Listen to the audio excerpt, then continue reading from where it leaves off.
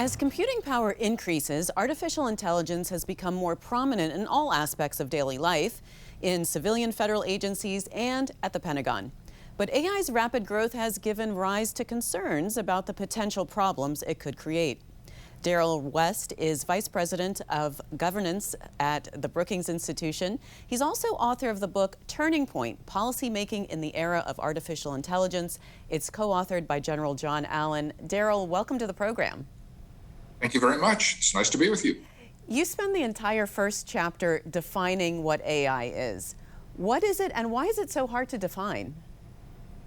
AI is one of those terms that, of course, everyone has heard, but very few people understand. So in our book, we define AI as automated software that can analyze data, text, or images, and then act intelligently on that. And I think the key feature and feature that distinguishes it from other kinds of software is just the ability to learn. It can take a bunch of information, either predict what someone or some entity is going to do, and then make decisions based on that. So artificial intelligence has been around for a long time. Why are we now at such a critical point for understanding the impacts of AI? I mean, you're right. AI has been around for decades, but what has changed in recent years is that AI is getting much more sophisticated. The computing power is much stronger, and it's just being deployed in virtually every area, from healthcare and education to transportation, e-commerce, and national defense. And so, as you mentioned in your opening, it's ubiquitous. It creates some opportunities. It can relieve humans from dirty, boring, or dangerous jobs. But then it also is raising a lot of concerns, privacy concerns, security concerns, just the impact on human safety. Are we still in charge of the AI? Well, exactly, because what most people are concerned about is machines making decisions and humans losing control. Do you think that fear is justified?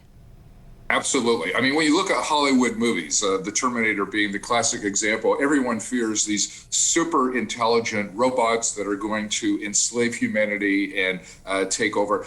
I actually am not worried about that. I mean, the AI has advanced, but it is nowhere near having that type of capability, and it's likely to be centuries before we even have to worry about that. Instead, what we suggest in our book is there actually are real worries right now about privacy, security, the lack of transparency about how algorithms make decisions. Like, these are real issues right now, and those are the things we should be focused on, and not possible fears about AI taking over 200 or 300 years from now. Well, drill down a little bit on the privacy concerns. What's the issue there? I mean, the problem with AI is it can analyze an enormous amount of information and then act on that. And so that, of course, presents privacy issues. There's just so much information out there about all of us. And so the concern is that as, say, financial institutions start to use AI to make lending decisions, that there are going to be privacy invasions, or there could be questions of bias and discrimination that takes place. So we do need much better privacy laws than what we have now. The state of California, in Virginia have passed detailed privacy laws, but we need a national privacy law so that as these algorithms become more common, that people's basic privacy does get protected. Well, turning now, Darrell, to the defense sector, you say that AI will dramatically change the speed of war. What does that mean? I mean, what it means is war in the future is going to be different than what we remember from World War II or even the Vietnam era. There's going to be a big cyber component, in the sense that it's not just going to be soldiers and tanks that are attacking us, but software is going to attack us. It may take down a critical infrastructure. And so we need to understand that having software involved in warfare is going to speed up the pace of decision making. For example, there may be a naval carrier out in the middle of the Pacific, and there could be hundreds of drones armed with weapons that attack that boat. And so we need to figure out, one, how to provide cyber protections for ourselves, and then two, to understand that war in the future is going to involve drones, robots, other types of autonomous weapons systems. And so that's really going to change both the character and the nature of war. I wonder what kind of impact that will have on leadership for battlefield commanders and how they're trained for these future wars. That's a great question. And what it really means is commanders are going to need a different type of training, both physical training in terms of how to motivate soldiers and how to position them for maximum effect. But they also are going to need to master the digital side and understand artificial intelligence, understand machine learning, understand robotics, understand drones. And so all that is going to require more technical sophistication, but of course the human element still is important. And so our commanders are going to need both the traditional skills of how to motivate people and how to position troops, but then also how to deploy these digital tools and how to defend our country from digital onslaughts and cybersecurity risks that we are going to face. Darrell, a lot has been made about China's advancements in AI technology. What will it mean to face an adversary that exceeds the U.S. in development and deployment of AI? I mean, you're absolutely right. China is investing billions of dollars in their artificial intelligence capabilities and have really made tremendous progress over the last few years. And so China is going to present multiple risks. Their technical capabilities are improving. They have a large number of soldiers under their command, so they have the traditional means of combating war, but then their technical capabilities have advanced to the point where they have hypersonic missiles that can travel at the speed of sound. They have developed their drone capability and their robotic capability. They're using AI to develop new types of techniques and new types of ways of engaging in war. So China's going to present a major adversary going forward, and we really need to be focused on making sure that our own capabilities keep up with that so that we don't end up at a competitive disadvantage. You know, Darrell, I typically don't quote the Russian president on this program, but I want to show you this quote by Vladimir Putin. He said this: "Artificial intelligence is the future, not for Russia, but for all humankind.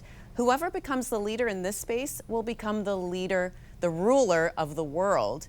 What has Russia's progress been with this technology? I mean, I hate to agree with Putin on anything, but on this point, he is absolutely right. AI is the future, and it is going to define the nature of both military and economic competition in the future.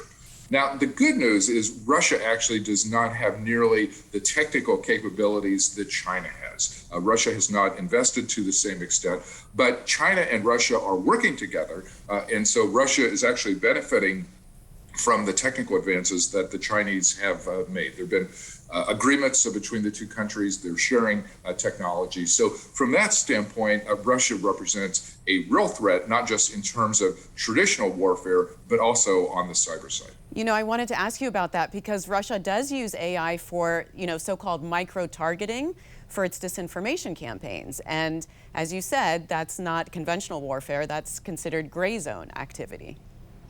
Yeah, we have seen lots of problems with that in past elections, and we certainly are going to see that going forward. Russia has gotten very sophisticated at running social media campaigns based on disinformation. We've seen that in terms of the election area, in terms of COVID vaccinations. I mean, Putin has just become a master at using his former KGB training to basically try and disrupt what happens in American democracy, to turn Americans against one another, to basically play to all the fears and anxieties that we have now, but put misinformation and disinformation out there designed to really inflame U.S. discourse so that our system does not function very well. So we do need to worry very much about that. There's been analysis both of how Russia has done that in past elections, and as we head into 2022 as well as 2024, we need to stay vigilant on that front as well. Darrell, I want to ask you about autonomous weapons. So these are lethal autonomous weapons systems. Some have argued that they should be banned altogether. You know, you can't have machines deciding whether humans live or die. What do you think about that? I mean, we don't think autonomous weapons systems should be banned, but they should be subject to human control. So, for example, the U.S. military has been using drones for a number of years, but the drone does not make the decision. Like, there has to be a human being that can look at the video, make a decision on whether to fire or not to fire. And so what we argue is, going forward, as AI is getting integrated in weapon systems, as autonomous drones are being deployed, there still has to be a human that makes that decision to either to fire or not to fire. And of course, sometimes there have been mistakes made. We then can have accountability for those humans who made bad decisions. But we really have to keep humans in the loop, because if you have these weapon systems making firing decisions independently, one, those systems could make bad decisions based on erroneous information, or two, there could be an inadvertent firing that could spark a war, create problems between countries, or really disrupt the economies of But I guess the question here is, where do you insert humans into the decision process, knowing it will slow things down and that our adversaries don't have those ethical concerns? There is some risk of slowing the decision down, but we need to slow it down to the point where human judgment comes into being. And you're right that other nations may not face the same ethical dilemma in worrying about that, but the United States does hold itself to a higher ethical standard. And what we need to do is design the weapon system so that the human is in the loop, but it doesn't slow down the decision making to the point where we lose a competitive advantage. So that's what the Pentagon is working on now. They've set up an AI center specifically designed to integrate technology into conventional weapon systems. So our military is trying to work out those kinds of issues. You know, there are a lot of recommendations in your book, and one is to establish guiding ethical principles. Has there not been a whole of government attempt at establishing those principles for AI? Actually, we have made progress on that front, both in terms of the defense side as well as the U.S. domestic side. I think everyone now recognizes that AI is very powerful. It can't just be unchecked. Like, we need to make sure ethical principles guide the development and deployment of that. And so these are questions such as, how to maintain privacy in AI, how to make sure human safety is incorporated, making sure that basic ethical considerations get incorporated, and perhaps most importantly, improving the understandability and the transparency of AI so that we actually understand how it's making decisions. Kind of the worst outcome would be if AI gets deployed broadly, makes decisions, we act on that information, but we don't understand how it's making those decisions and what factors are being incorporated. So we need to do a much better job on that kind of issue. All right, well, Darrell, a lot more to say about this, but thanks so much for joining us and being on the program.